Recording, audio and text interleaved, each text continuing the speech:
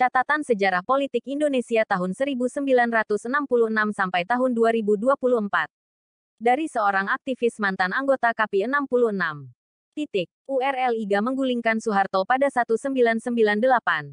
Fakta PENGHIANATAN konglomerat Cina. Untuk diketahui oleh seluruh rakyat Indonesia. Banyak masyarakat Cina yang tinggal di Indonesia, seperti James Riyadi dan Liem Swiliong serta Muhtar Riyadi ternyata intel dan mata-mata negara Cina Tiongkok komunis. Dan mereka dalang dari kejatuhan Presiden Soeharto. Melalui wadah CSIS. Netizen. Berarti rezim saat ini juga produk dari permainan para intel konglomerat Cina. Mengingat kuatnya dukungan konglomerat Cina ke rezim Jokowi. Artinya intelijen Indonesia kecolongan. Mengingat mencuatnya indikasi pemalsuan ijazah palsu Jokowi dan identitas Jokowi yang sampai sekarang masih belum jelas. Kotak Pandora. Kebohongan tak akan pernah abadi. Alasan Clinton China menggulingkan Soeharto pada 1998. Foto ikonik Managing Director Dana Moneter Internasional IMF Michel Chamdesus yang berdiri ketika Presiden Soeharto melakukan penandatanganan perjanjian hutang dengan lengan terlipat. Terlintas di pikiran seperti seorang guru sekolah yang sedang menjatuhkan hukuman kepada muridnya yang nakal. Melambangkan kejatuhan pemimpin besar Indonesia yang sudah berusaha maksimal membangun Indonesia dan mensejahterakan rakyatnya. Hari itu tanggal 15 Januari tahun 1998. Ekonomi Indonesia yang seharusnya tidak terpengaruh hebat akibat dampak krisis keuangan dan moneter Asia, akhirnya menyerah kalah pada krisis yang direkayasa Amerika Serikat dan China yang berkolaborasi dengan IMF. Hari itu tanggal 15 Januari tahun 1998, Soeharto dan Indonesia masuk perangkap situasi yang diciptakan konspirasi global yang didukung penuh mayoritas konglomerat Tionghoa Indonesia. IMF menyetujui kucuran utang untuk Indonesia dengan penandatangan perjanjian utang beserta syarat-syarat yang harus dipatuhi Indonesia oleh Presiden Soeharto *. Dengan menandatangani perjanjian utang $43 miliar, IMF mendorong percepatan kejatuhan Presiden Soeharto dan merancang masa depan baru untuk Indonesia yang syarat kepentingan Amerika, China dan para konglomerat Tionghoa Indonesia. Peran besar Presiden Bill Clinton. Rakyat Indonesia tidak mengetahui peran besar Presiden AS saat itu Bill Clinton dalam menekan Presiden Soeharto agar menyetujui paket persyaratan dan rencana kebijakan IMF yang harus dipatuhi Indonesia. Termasuk penutupan pabrik pesawat terbang PTI-PTN, penghapusan peran Bulog sebagai penyangga stabilitas harga 9 bahan pokok, penghapusan berbagai subsidi, pembatalan program mobil nasional Timor, dan penerapan pasar bebas di Indonesia. Singkatnya, penandatangan perjanjian dan butir-butir persyaratan perjanjian IMRI adalah lonceng kematian untuk kedaulatan ekonomi RI. Indonesia seketika berada dalam cengkeraman kekuasaan dan kendali IMF.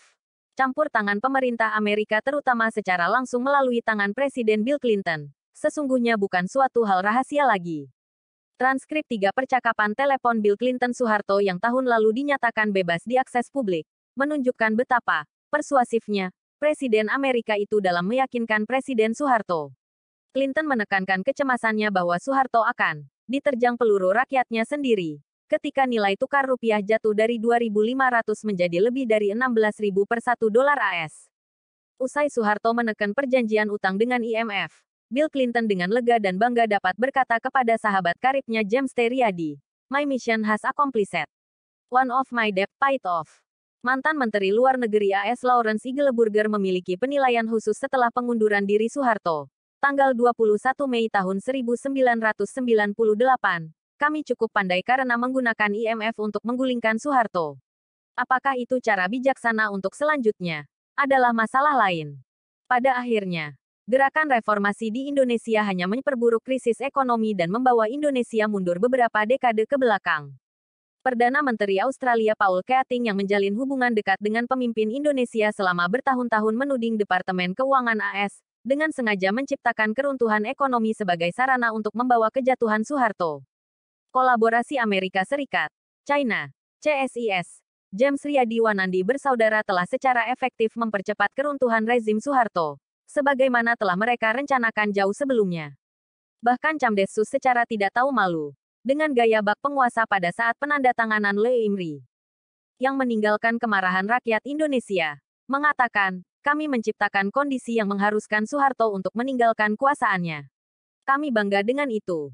Clinton tekan Soeharto. Pelepasan status rahasia pada transkrip dan dokumen-dokumen AS lainnya, yang datang dari era tahun-tahun 1990 sampai tahun 2000 itu dilakukan hanya 2 bulan sebelum lebih dari 15.000 delegasi berkumpul untuk konferensi tahunan IM World Bank Group di Bali, Indonesia.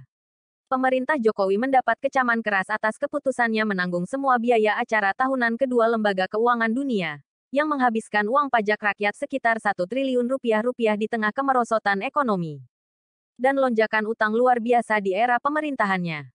Kondisi ekonomi Indonesia sekarang sangat mengkhawatirkan Presiden Joko Widodo dalam persiapan untuk memenangkan pemilihan presiden tahun 2019.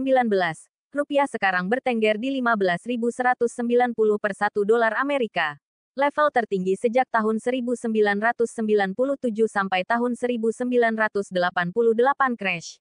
Meskipun pengeluaran Bank Sentral (BI) sudah mencapai 12 miliar dolar Amerika dalam beberapa bulan terakhir untuk menopang mata uang. IMF diam-diam sudah mengucurkan sekitar 8 miliar dolar Amerika pada bulan Juni tahun 2018 lalu untuk mengamankan nilai tukar mata uang rupiah terjun bebas. Kemerosotan nilai rupiah sangat mengkhawatirkan mengingat utang negara dalam denominasi dolar AS sangat tinggi. Meskipun tidak seorang pun berani mengatakan bahwa Indonesia dapat bertahan menghadapi ancaman pelemahan rupiah ini. Namun sejarah siap untuk berulang dan menempatkan Presiden Jokowi sebagai tumbalnya. Kondisi ekonomi goyah, mata uang jatuh, utang melonjak, beban pembiayaan proyek infrastruktur melebihi daya tahan APBN, kredit dan investasi menurun, defisit neraca pembayaran karena impor terus-menerus melampaui ekspor, dan seterusnya memiliki konsekuensi politik bagi Presiden Joko Widodo menjelang pemilihan presiden April tahun 2019 mendatang. Disebutkan dalam dokumen tersebut, Clinton pertama kali menekan Soeharto pada tanggal 8 Januari tahun 1998. Untuk mendesaknya mendukung reformasi ekonomi dan untuk menjaga suku bunga tetap tinggi sampai rupiah mulai stabil. Clinton menawarkan jasa Deputi Menteri Keuangan Larry Summers sebagai konsultan untuk membantu dalam proses reformasi di Indonesia. Presiden Soeharto, dengan gaya Jawa yang khas, mengucapkan terima kasih kepada Clinton dan berjanji akan mempertimbangkan sungguh-sungguh usulan dan saran Amerika. Keesokan hari, dari arsip dokumen rahasia itu, menyebut Menteri Perdagangan dan Industri Indonesia Tunki Ariwibowo mengatakan kepada Duta Besar AS untuk Jakarta Stapleton Roy bahwa Soeharto terkesan dengan Clinton dan wawasannya tentang bagaimana masyarakat internasional memandang situasi Indonesia. Panggilan telepon berikutnya, Clinton menguraikan rencananya membantu Indonesia dan menyampaikan saran kepada Soeharto untuk melaksanakan perjanjian IMF dan mereformasi sistem perbankan pusat dan swasta, sebagaimana yang diharuskan dalam Letter of Intent Law IMF. Hasilnya luar biasa. Dolar AS tetap melambung.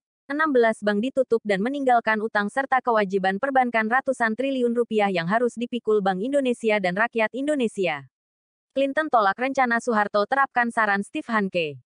Clinton menelpon Soeharto untuk ketiga kalinya dari Camp David tanggal 13 Februari tahun 1998. Tanpa keramahan seperti sebelumnya. Kali ini Clinton menentang rencana Soeharto untuk membentukkan Dewan Mata Uang. Sesuai saran ekonom terkemuka dunia, Steve Hanke. Clinton mengancam Soeharto dengan mengatakan AS dan negara G7 semua percaya rencana Soeharto untuk menerapkan saran Steve Hanke akan menimbulkan risiko terhadap segala sesuatu yang telah Anda capai. Pasar akan bereaksi negatif jika dewan itu dibentuk. Semua investor dan pelaku pasar akan lari dari Indonesia dan itu secara serius akan menghabiskan cadangan devisa Indonesia serta mempersulit upaya IMF dan masyarakat internasional untuk memberikan dukungan. Ancam Clinton kepada Soeharto. Tak cukup sampai di situ. Clinton memperingatkan Soeharto, rencana Anda itu akan menaikkan suku bunga, menyebabkan runtuh bank-bank dan sistem perbankan dan membuatnya lebih mudah bagi spekulan untuk bergerak melawan rupiah. Clinton mengatakan meskipun Dewan Mata Uang telah terbukti berhasil di beberapa negara, namun tidak akan berhasil di Indonesia. Lalu Clinton menyimpulkan, akan lebih baik jika Soeharto memperkuat sistem perbankan, menyelesaikan utang sektor swasta dan terus menerapkan reformasi IMF. Soeharto menanggapi ancaman Clinton itu dengan mengeluh bahwa resep IMF tampak tidak berhasil dan menjadikan situasi ekonomi RI semakin buruk. Padahal pemerintah sudah menghabiskan AS 10 miliar dolar dari cadangan devisa yang sudah sangat menipis untuk menopang rupiah.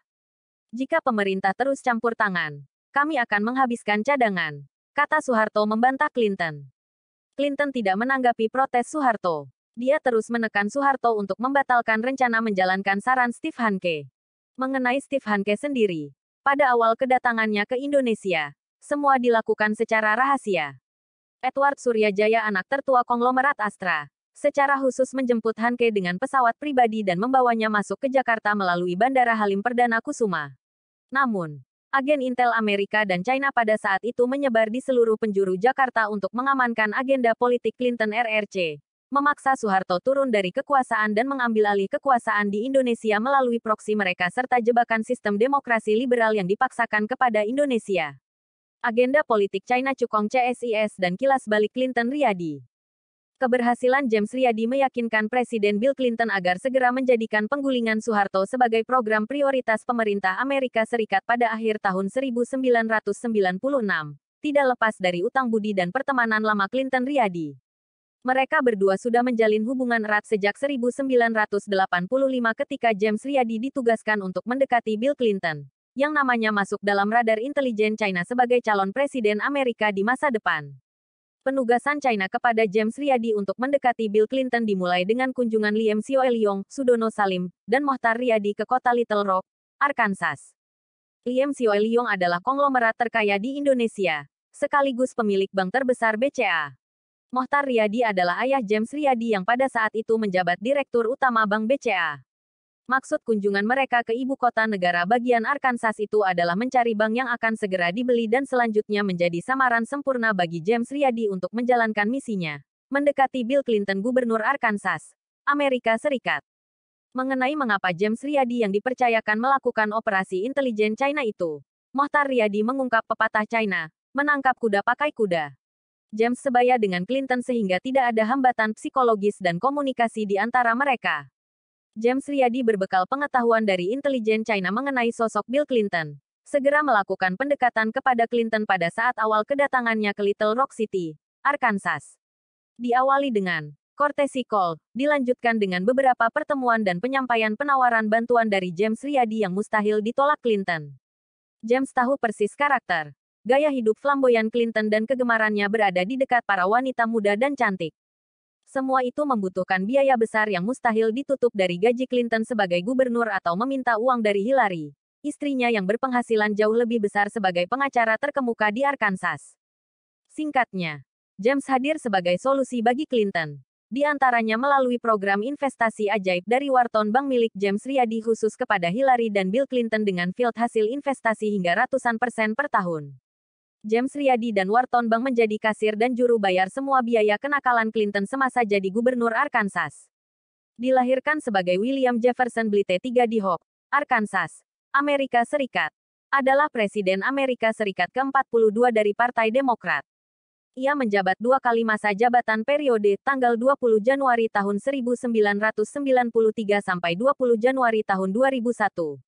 Terpilih pertama kali pada Pilpres 4 November 1992 dan pada Pilpres 4 November 1996. Clinton pertama kali terpilih sebagai gubernur Arkansas pada tahun 1978 pada usia 32 tahun, yang menjadikannya gubernur termuda di Amerika. Pada pemilihan gubernur berikutnya, ia dikalahkan calon dari Partai Republik. Namun, Clinton kembali berhasil memenangkan jabatan gubernur Arkansas pada pemilihan berikutnya dan terus menjabat gubernur sampai tahun 1991. Karir politiknya yang luar biasa menjadikan Clinton sebagai tokoh muda Amerika yang diramalkan banyak pihak bakal menjadi presiden Amerika di masa mendatang. Hal ini juga menjadi motif intelijen China untuk membangun hubungan pribadi dengan Clinton sejak tahun 1985 melalui James Riyadi. Soeharto. Dari aset ke liability. Di mata pemerintah AS, Indonesia dan Soeharto adalah sekutu terpenting di Asia Tenggara. Sejak keberhasilan Soeharto menghancurkan ancaman komunis pada 1965 dan kebijakan pemerintah Orde Baru Soeharto yang pro-Amerika, menjadikan Soeharto aset sangat berharga bagi Amerika dan sekutunya, setidaknya hingga tahun 1996. Perubahan sikap Amerika Serikat terhadap Soeharto baru benar-benar terjadi pasca terpilihnya Clinton sebagai Presiden AS untuk periode kedua November 1996. Pengaruh James Riyadi dan CSIS Center for Strategic and International Studies lembaga pemikir penasihat kebijakan pemerintah Orba tahun 1971 sampai tahun 1990 terhadap Bill Clinton menjadi penyebab utama perubahan sikap AS terhadap Soeharto. Setelah menikmati segala keistimewaan dan hak khusus selama 20 tahun dari pemerintah Soeharto, Kelompok Tionghoa dan elit Katolik Indonesia tidak dapat menerima begitu saja perubahan sikap dan kebijakan Soeharto yang mulai merangkul pribumi dan umat Islam Indonesia. Konglomerat Tionghoa dan elit Katolik menilai kebijakan Soeharto yang pro-Islam sejak 1988 sebagai ancaman supremasi ekonomi dan politik mereka. Ketika Soeharto semakin mendekat kepada mayoritas pribumi dan Islam, CSIS melalui Vatikan dan jaringan Katolik internasional seperti Santa Maria Asteris mulai melakukan perlawanan untuk menggulingkan Soeharto. Selama beberapa tahun, upaya mereka menjatuhkan Soeharto dengan menghimpun semua kekuatan di luar Islam ternyata gagal. Soeharto malah makin mesra dan erat dengan Islam. Pada tahun berikutnya, Soeharto mendorong dan merestui lahirnya ICMI, Perbankan dan Asuransi Syariah, Media Islam Republika, TPI, Dompet Duafa, menunaikan ibadah haji, memberi dukungan kepada negara Bosnia yang mayoritas Muslim. Asteris mendorong ekonomi dan politik Islam yang selama puluhan tertinggal untuk mulai tumbuh dan berkembang. Semua ini meningkatkan resistensi